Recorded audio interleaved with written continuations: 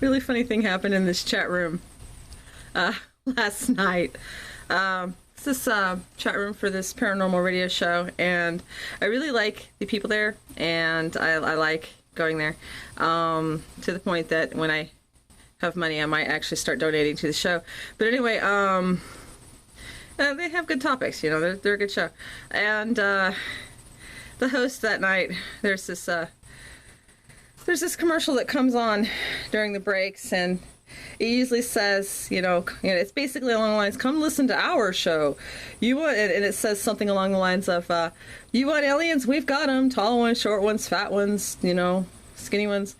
And I always picture this alien showroom, kind of like a car showroom, where you're going there looking at alien models to buy them.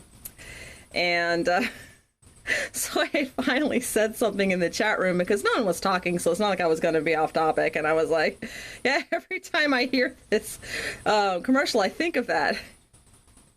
And the hostess said,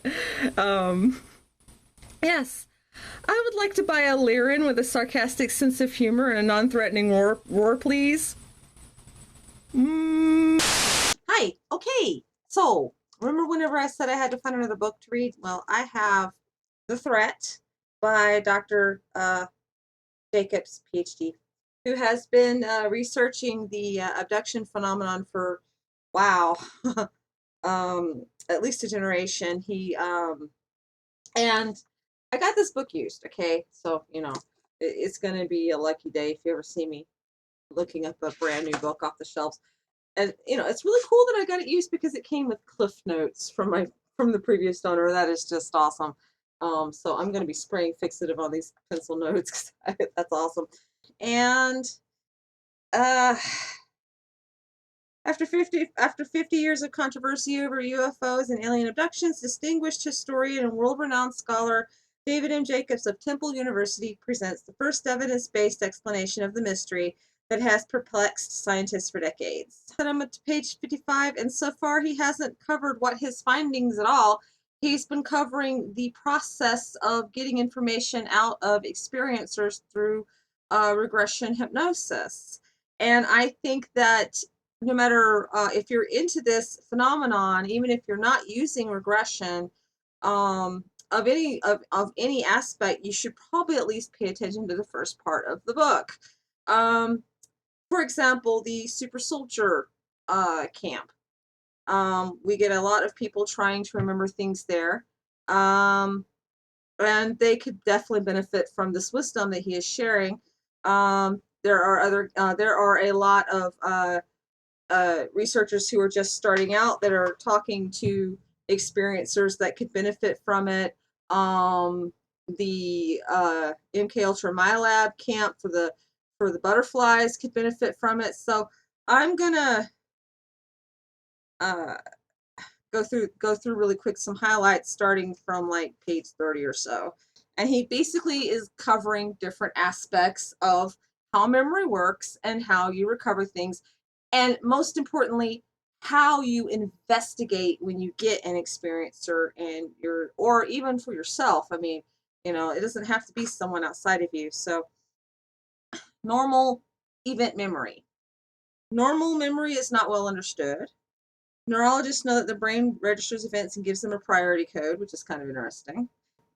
Memory is not stored linearly.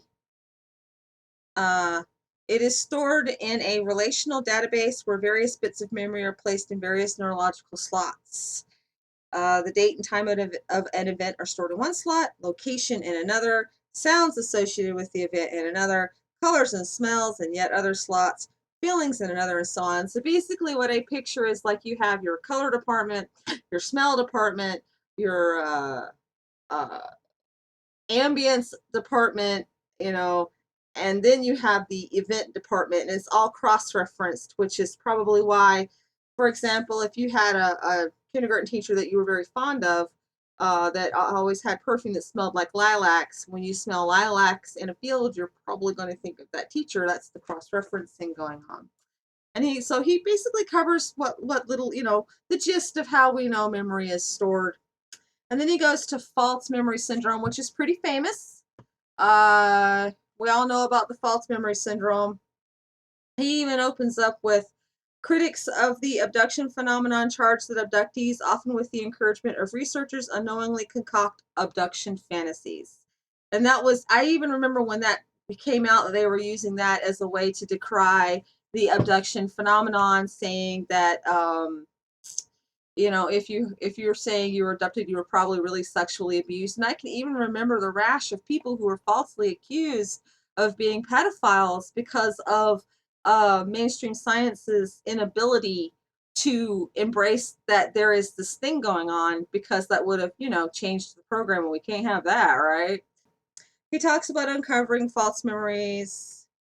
He says that there are expert investigators of false memory syndrome who have had extensive experience with allegations of sexual abuse and are able to detect false memories. That's kind of interesting.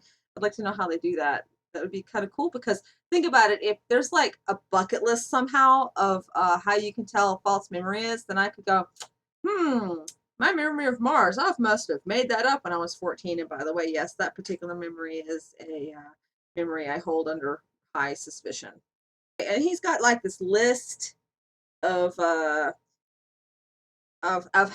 if they were willing to embrace it, they quote, they would realize that abduction accounts differ from false memory syndrome in 5 significant areas, and he lists the 5.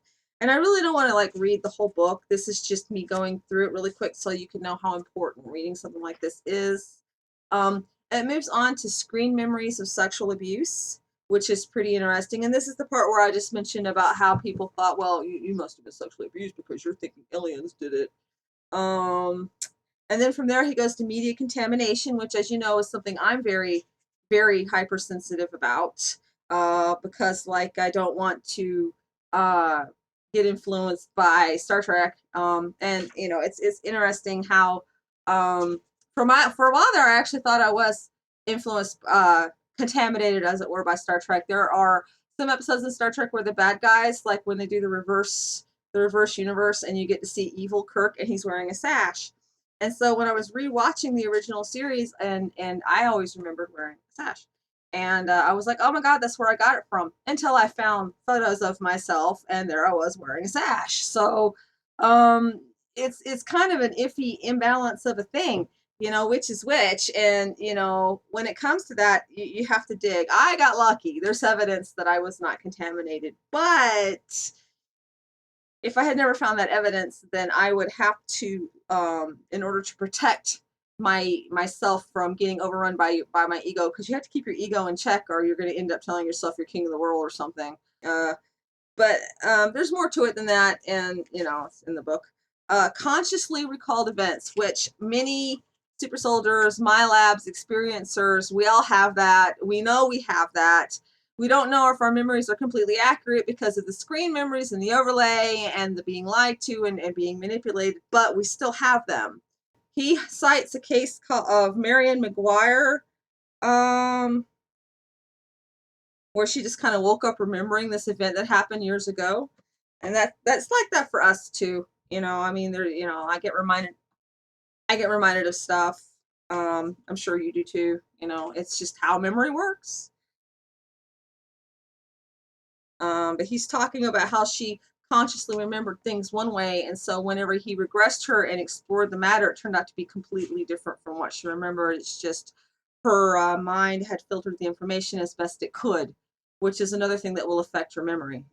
Memories recalled during hypnosis is another thing he goes through, and with this, he's got some subsections, and this is where I'm at the moment. And it starts with leading the witness, which I think is a really important one, because I watch stuff all the time, on YouTube, and almost always these people are leading the witness, even when they're not trying not to. And you don't necessarily lead by saying, well, was it brown? You can reverse lead, apparently, which I thought was really interesting. And so he gets really in depth at this point.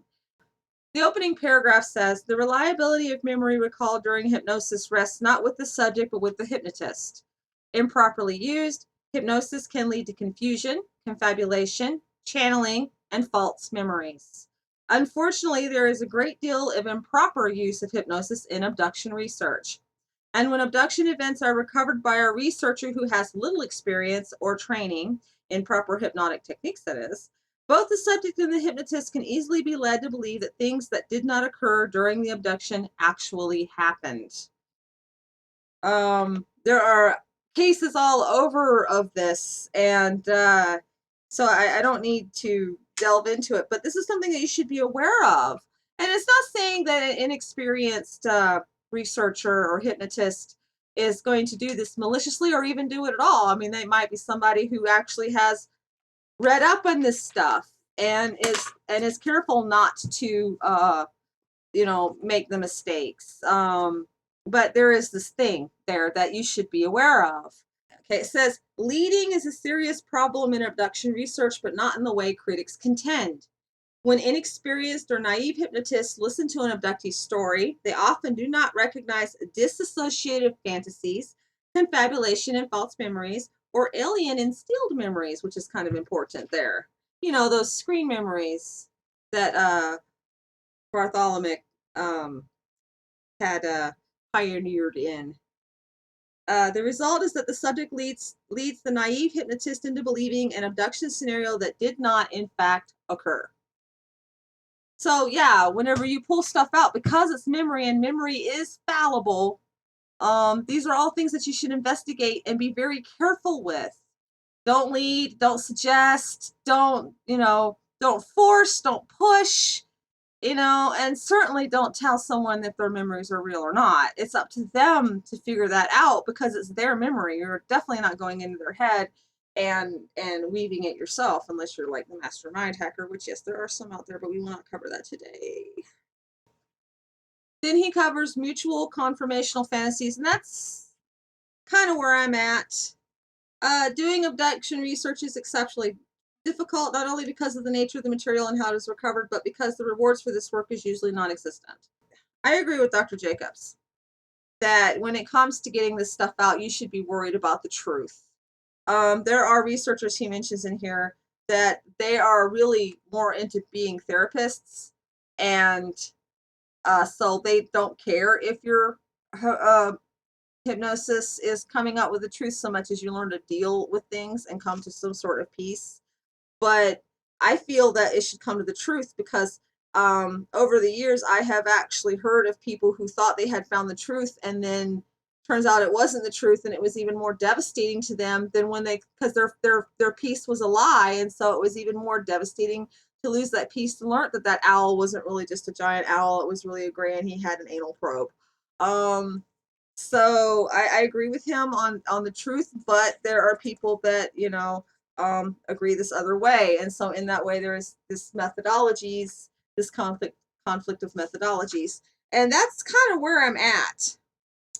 But I don't think I should have to cover anymore. I mean, there might be something else for me to talk about, but the point is, if you're looking for information on yourself and you're in my boat where no one listens, you definitely want to read this because you're having to do this yourself.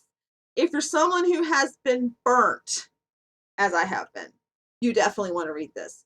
If you're someone that is wanting to help other people recover their memories, no matter what method you're using, you definitely need to read this and learn from the master a little bit.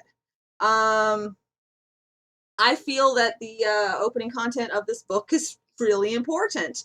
So if you have not checked this book out, whether or not you agree on whatever the rest says or not, that's part of approaching this intelligently is you get your information and like Springmeier. Okay, I've read some of Springmeier's stuff, and it's really hard wading past this Jesus this and Jesus that to get to the actual kernel of actual real information in there, but I did it because that's how you do things intelligently. Well, this is the same situation. Whether or not you believe in God or don't believe in God, whether or not you believe in aliens or don't believe in aliens, there is some really sound stuff in here, and I think that this is a book that we all should be aware of. When I got this book, it just looked interesting, and I could afford it. And I'm thinking that it was one of those fortuitous cosmos gems being handed to me because so far so good. So far so really good. Looks like I almost got bought and sold. Yeah.